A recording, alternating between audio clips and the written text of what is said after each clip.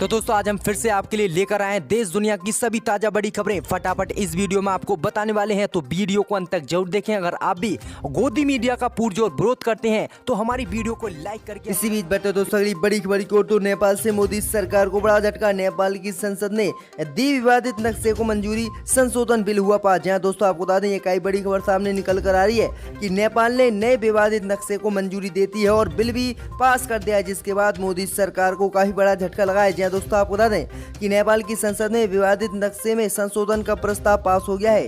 नए नक्शे में भारत के 3 हिस्से काला पानी, लिपुलेख और लिम्पियाधुरा को शामिल करके नेपाल ने अपना बताया है। वहीं आपको बता दें कि 275 सदस्यों वाली नेपाल संसद ने इस नक्शे को मंजूरी दे दी है। संशोधन बिल के पक्ष में 258 वोट जो है नेपाल की संसद में पड़े, जिसके बाद भारत और नेपाल में सीमा विवाद बढ़ गया है। और आपको बता दें कि नेपाल ने इस नक्शे में भारत के 3 क्षेत्रों को अपना बताया। वहीं आपको बता दें ये काफी बड़ा झटका मोदी सरकार को लगा है। एक तरफ चीन और अब नेपाल भी ऐसी हिमाकत कर रहा है भारत से। इसी बीच बैठे दोस्तों अगली बड़ी खबर की ओर। तो पाकिस्तान के पूर्व क्रिकेटर शाहिद अफरीदी को हुआ कोरोना वायरस, ट्विटर पर दी जानकारी। जहां दोस्तों आपको बता दें ये काफी बड़ी खबर सामने निकल कर आ रही है कि पाकिस्तान के पूर्व कप्तान और ऑलराउंडर शाहिद अफरीदी को कोरोना वायरस पॉजिटिव पाया गया है। अफरीदी ने शनिवार को ट्विटर पर इसकी जानकारी दी है। जहां दोस्तों आपको बता दें कि 40 वर्षीय शाहिद अफरीदी ने खुद के कोरोना वायरस पॉजिटिव पाए जाने की खबर ट्विटर पर साझा करते हुए लिखा कि मैं गुरुवार से अस्वस्थ महसूस कर रहा हूं।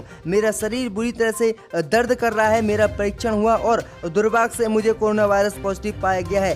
शीघ्र स्वस्थ होने के लिए दुआओं की आवश्यकता है इंशाल्लाह। तो ये काफी बड़ा अपडेट है कि शाहिद अफरीदी को पाकिस्तान में कोरोना वायरस हो गया है। इसी बीच बैठे दोस्तों अगली बड़ी खबर की ओर। तो सरकार दे नगद राशि वरना मध्य वर्ग हो जाएगा गरीब और पूंजीपति बन जाएंगे देश के मालिक। राहुल गांधी का प्रधानमंत्री मोदी पर निशाना। जहां दोस्तों आपको बता दें कि देश भर में कोरोना महामारी और लॉकडाउन की वजह से व्यापार और अर्थव्यवस्था पर बुरा असर पड़ा है। रिपोर्ट के मुताबिक इस वैश्विक महामारी की वजह से लाखों करोड़ों लोग बेरोजगार हो गए हैं और कई की नौकरी भी चली गई है। वहीं आपको बता दें कि ऐसी ही खबर पर प्रतिक्रिया देखते हुए कांग्रेस के पूर्व अध्यक्ष राहुल गांधी ने केंद्र की मोदी सरकार पर निशाना साधा है। राहुल गांधी ने इस समस्या से निपटने के लिए केंद्र की मोदी सरकार को एक सुझाव दिया है। राहुल गांधी ने दावा किया कि अगर सरकार ने अर्थव्यवस्था को शुरू करने के लिए नगद राशि खर्च नहीं की तो देश के गरीब तबाह हो जाएंगे और सांठ-गांठ वाले पूंजीपति देश के मालिक बन जाएंगे। उन्होंने एक निजी कंपनी में छटनी से जुड़ी खबर का हवाला देते हुए ट्वीट किया कि अगर भारत सरकार अर्थव्यवस्था को शुरू करने के लिए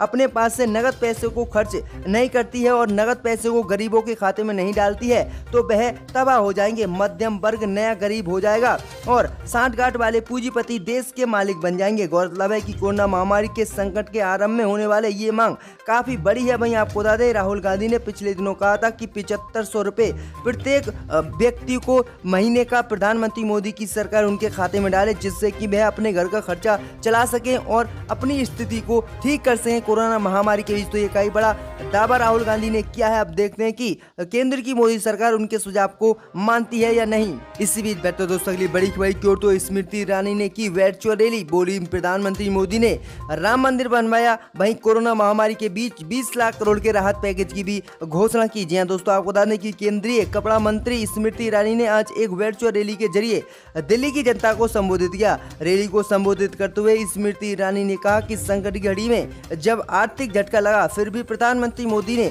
20 लाख करोड़ रुपए के एक आर्थिक पैकेज की घोषणा की। वहीं आगे उन्होंने कहा कि कोरोना संकट में कोई भूखा न सोए, इसकी भी चिंता प्रधानमंत्री मोदी जी ने की। इसके लिए प्रधानमंत्री गरीब कल्याण योजना के अंतर्गत मुफ्त में राशन और गरीब परिवारों को मुफ्त में गैस सिलेंडर भी प्रधानमंत्री मोदी जी के द्वारा बांटे गए हैं। वहीं आगे उन्होंने कहा कि प्रधानमंत्री श्री नरेंद्र मोदी जी ने अनुच्छेद 370 जम्मू कश्मीर से हटाया, नागरिकता संशोधन कानून पास कराया और श्री राम मंदिर का निर्माण भी प्रधानमंत्री मोदी ने कराया है। तो प्रधानमंत्री मोदी ने अपने कार्यकाल में ये महत्वपूर्ण कदम उठाए हैं। तो काफी बड़ा बयान जो है स्मृति ईरानी ने राम मंदिर जैसे मुद्दों पर दिया।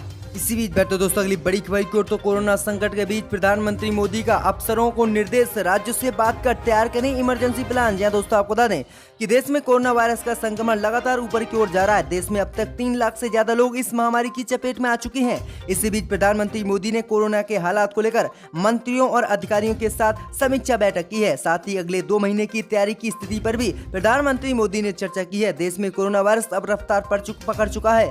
हर रोज करीब 10,000 कोरोना महामारी के मामले आ रहे हैं। इसी बीच प्रधानमंत्री मोदी ने कोरोना वायरस के वर्तमान संक्रमण की रफ्तार और भविष्य की तैयारी की स्थिति की समीक्षा बैठक की है। प्रधानमंत्री मोदी ने उन राज्यों और क्षेत्रों की स्थिति का जायजा लिया जहां कोरोना के मामले में तेजी देखी गई है। वहीं प्रधानमंत्री मोदी ने सभी वरिष्ठ मंत्रियों और अधिकारियों के साथ बैठक की और बैठक में राष्ट्रीय स्तर की स्थिति और कोरोना वायरस की महामारी के संदर्भ में भविष्य की तैयारी की समीक्षा की और प्रधानमंत्री मोदी ने सभी मंत्रियों और अफसरों को निर्देश दिए कि वे राज्य सरकारों से बात करके अगले 2 महीने तक कोरोना महामारी से कैसे लड़ा जाए, इसके लिए इमरजेंसी प्लान भी तैयार करें कि अगर हालात ठीक नहीं होते हैं तो इमरजेंसी प्लान होगा तो एकदम इस पर काबू किया जा सकता है। तो प्रधानमंत्री मोदी ने ये काफी बड़ी बैठक की है। इसी बीच बढ़ते दोस्तों अगली बड़ी खबर की ओर तो शिक्षक भर्ती में धांधली पर प्रियंका गांधी का योगी सरकार से सवाल, कहा ये किसके कार्यकाल में हुआ है। जहां दोस्तों आपको बता दें कि उत्तर प्रदेश का अनामिका शुक्ला प्रकरण चर्चा में है। 25 कस्तूरबा गांधी आवासीय बालिका विद्यालय में एक साथ अध्यापक कर 1 साल का वेतन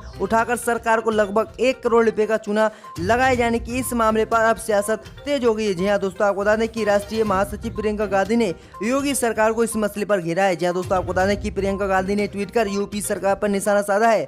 प्रियंका गांधी ने कहा कि अनामिका के नाम 25 फर्जी नियुक्तियां, परिषदीय विद्यालयों की फर्जी नियुक्तियों के बाद अब मैनपुरी में कस्तूरबा गांधी विद्यालय में फर्जी नियुक्ति का मामला सामने आया है। उन्होंने कहा कि यूपी सरकार की शिक्षा व्यवस्था के तंत्र से भ्रष्टाचार के मामले लगातार सामने आ रहे हैं। कांग्रेस महासचिव ने कहा कि कस्तूरबा विद्यालय की नियुक्ति में घोटाले सामने आने के बाद तो शिक्षा विभाग में अन्य घोटाले की परतें खुलने लगी हैं। अब परिषदीय विद्यालयों में भी फर्जी नियुक्ति का मामला सामने आया है। नियुक्तियां साल 2018 में हुई हैं, 2 साल तक सब चलता रहा।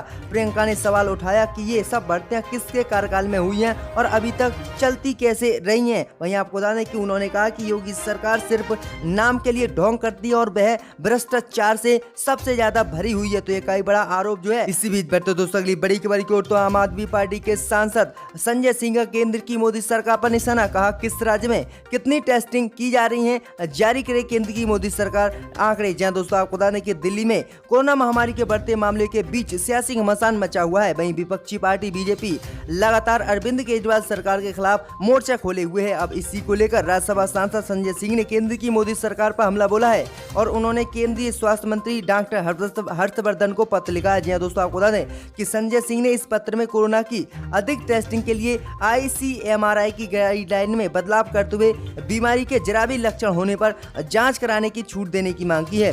वहीं साथ ही उन्होंने ये भी मांग की है कि केंद्र की मोदी सरकार को स्थिति स्पष्ट करने के लिए कि कौन सा राज्य कितनी टेस्टिंग रोज डेली कोरोना महामारी की कर रहा है, इसके आंकड़े पूरे देश में जारी करे। तो ये कई बड़ी मांग की है राज्यसभा सांसद जो है संजय सिंह ने केंद्र की मोदी सरकार से। इसी बीच बढ़ते दोस्तों अगली बड़ी खबर की ओर तो दिल्ली में तेजी से बढ़ रहा है कोरोना। सीएम केजरीवाल ने डॉक्टरों से की अपील। जी दोस्तों आपको बता दें कि तेजी से बढ़ रहे कोरोना वायरस को देखते हुए दिल्ली में ये वायरस बहुत तेजी से बढ़ रहा है और ये लोगों को निशाना बना रहा है। ऐसे में दिल्ली के सीएम अरविंद केजरीवाल ने डॉक्टरों से ट्विटर के जरिए अपील की है कि उन्होंने वीडियो जारी करते हुए कहा कि मैं सभी डॉक्टरों से दिल्ली सरकार की कोरोना टेलीमेडिसिन हेल्पलाइन के लिए स्वयं सेवक बनने की अपील करता हूं।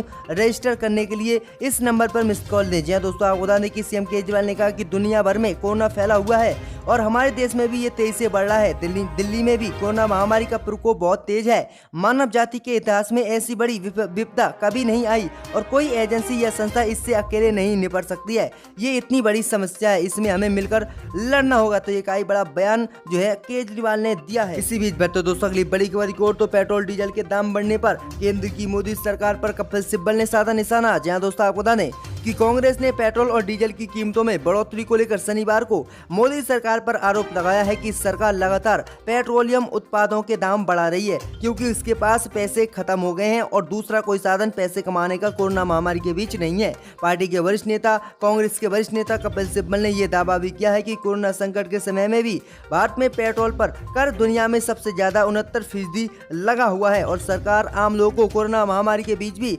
राहत नहीं दे रही है। गौरतलब है कि पेट्रोल की कीमतों में शनिवार को 59 पैसे प्रति लीटर और डीजल की कीमतों में 58 पैसे प्रति लीटर की वृद्धि हुई। कीमतों की समीक्षा 82 दिन स्थगित रखने के बाद लगातार 7वें दिन पेट्रोल डीजल महंगा हुआ है। तो ये काफी बड़ी बात कही है कांग्रेस ने।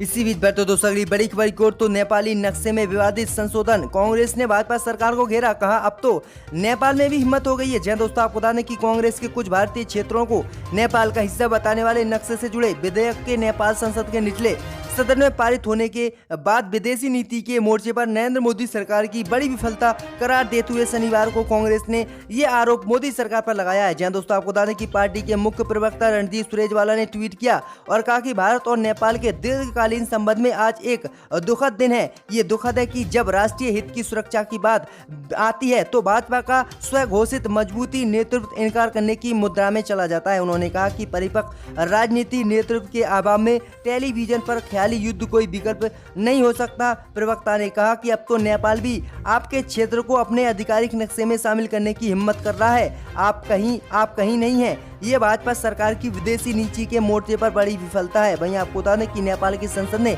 ये नक्शा पास किया और भारत के 3 क्षेत्रों को अपने क्षेत्र बताया। तो ये कई बड़ा हमला जो है बोला है कांग्रेस ने। इनको दोबारा इस ऐवान में आकर अपनी बात को रखने का